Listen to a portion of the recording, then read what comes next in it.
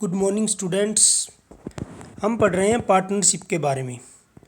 तो हम इसकी डेफिनेशन पढ़ चुके हैं according to partnership act 1932।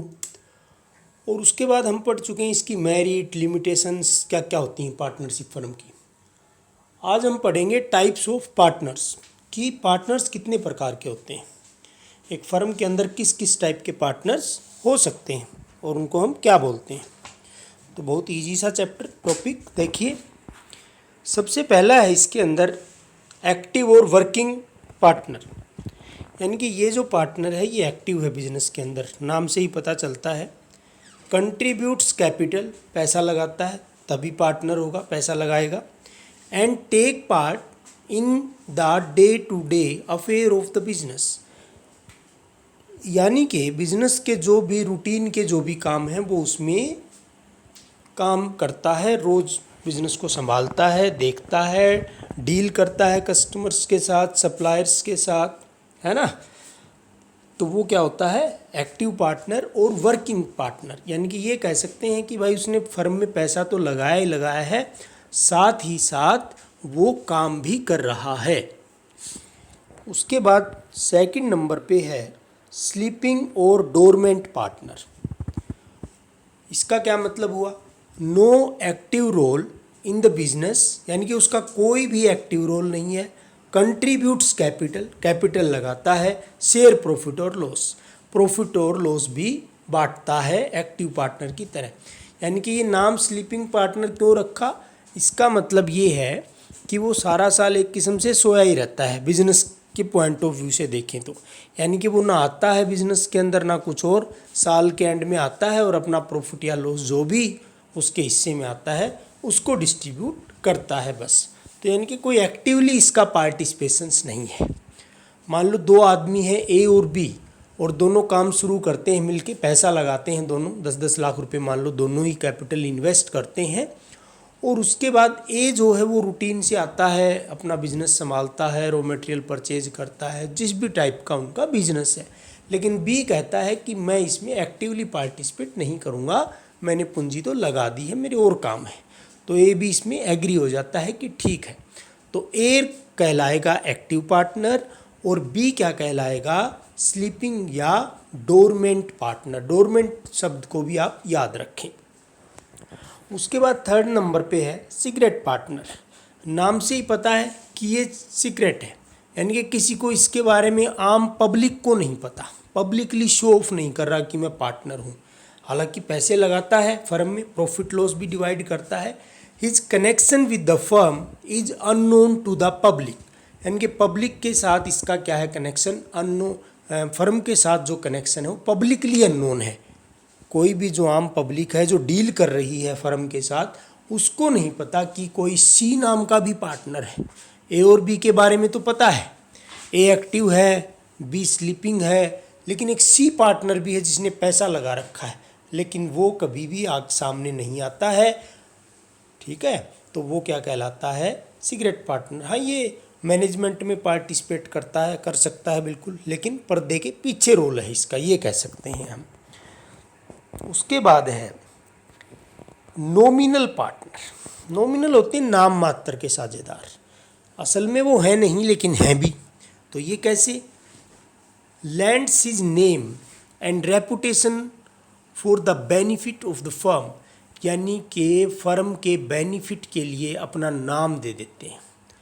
Also known as ostensible partner और क्वासी पार्टनर।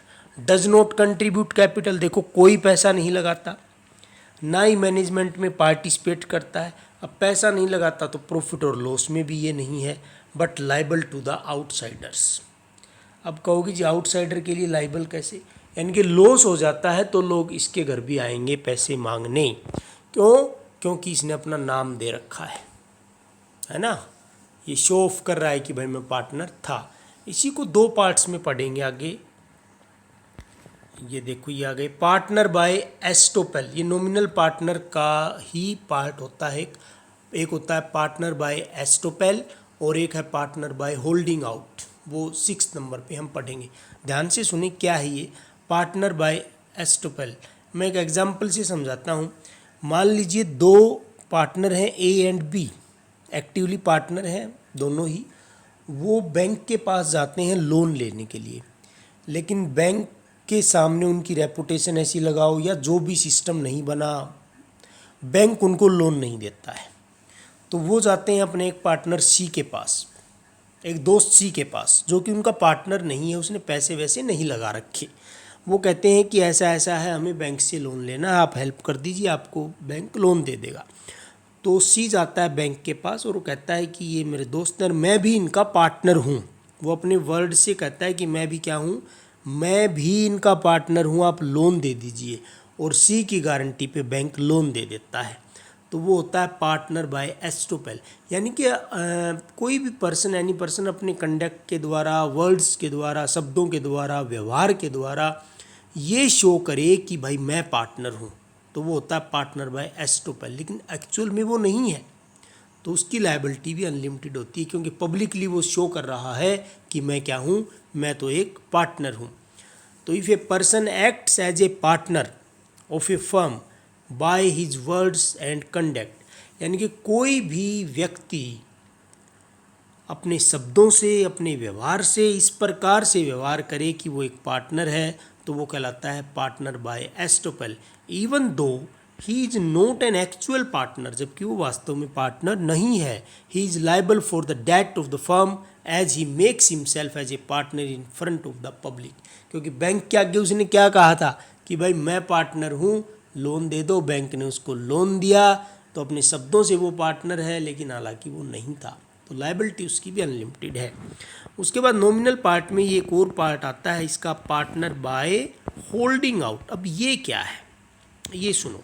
ए और बी दो पार्टनर थे, बैंक के पास लोन लेने के लिए गए, लेकिन बैंक ने लोन नहीं दिया, लेकिन उन्होंने कहा कि सी भी हमारा पार्टनर है, हमारा दोस्त है सी, वो भी तो हमारा पार्टनर है, उसके नाम पर दे दो। बैंक ने कहा हम इंक्वायरी करते हैं पहले।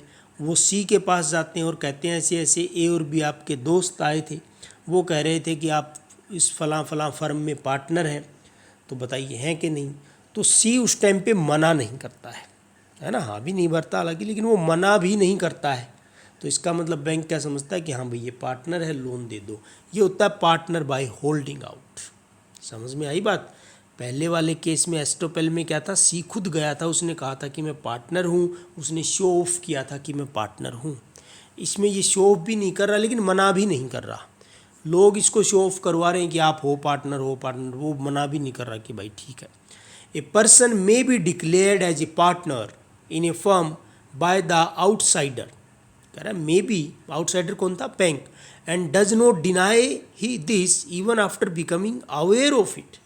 अब बैंक ने तो खुद जाके उसके पास पूछा था कि हो कि नहीं हो आप पार्टनर, लेकिन उसने डिनाई नहीं किया, मना नहीं किया था। तो he is also liable for the debt of the firm, he is not an actual partner. तो बहुत ही ईजी हमने इसके टाइप्स पढ़े, पार्टनर्स के किस किस टाइप के पार्टनर होते हैं। मैं एक बार फिर से आपको रिमाइंड करवा देता हूँ। सबसे पहला होता है एक्टिव पार्टनर, जो पैसा लगाता है फर्म के अंदर, अनलिमिटेड लायबिलिटी रखता है और डे टू डे जो बिजनेस एक्टिविटीज़ हैं उनमें पार्टिसिपेट करता है एक्टिवली। दूसरा था स्लीपिंग और डोरमेंट पार्टनर, जो कि पैसा लगाता है फर्म में, लेकिन फर्म में आता नहीं है, साल के एंड में ही आता है हिसाब किताब करवाने के लिए। फिर उसके बाद था एक सीक्रेट पार्टनर, जो कि पब्लिक के सामने पार्टनर नहीं है, लेकिन पैसा लगाता है, मैनेजमेंट में पार्टिसिपेट करता है, लेकिन पब्लिकली वो शो ऑफ नहीं हो रहा, छिपा हुआ है। फिर था नॉमिनल पार्टनर। नॉमिनल पार्टनर में हमने दो टाइप्स पढ़े, partner by estoppel, partner by holding out. Estoppel में खुद वो अपने व्यवहार से ये शो करता है कि मैं पार्टनर हूँ, लेकिन वो नहीं है ना, अनलिमिटेड लायबिलिटी। और होल्डिंग आउट में क्या है कि आउटसाइडर उसको डिक्लेयर कर देते हैं पार्टनर और वो उस फैक्ट से डिनाई नहीं करता है। तो ये इसके मेजर 6 पार्ट्स हम कह सकते हैं। एक होता है माइनर पार्टनर। एक कौन सा होता है बेटा, माइनर पार्टनर भी होता है। माइनर पार्टनर मतलब जो 18 ईयर्स का नहीं हुआ है और पार्टनर है फर्म के अंदर, उसको माइनर पार्टनर बोलते हैं। हालांकि 18 ईयर से कम एज का बच्चा वो क्या करता है, वो कोई कॉन्ट्रैक्ट नहीं करता, और अगर आप कॉन्ट्रैक्ट नहीं कर सकता है लेकिन लीगली वैलिड नहीं है, तो वो पार्टनर भी नहीं हो सकता। लेकिन इसका कुछ एग्जम्पशंस हैं, वो पार्टनर हो सकता है एक 18 साल से कम का बच्चा भी ओनली इन प्रॉफिट्स। तो एक केस आएगा आगे कि माइनर एज ए पार्टनर, उसको तब हम डिटेल में स्टडी करेंगे। तो आई होप कि आपको समझ में आया होगा।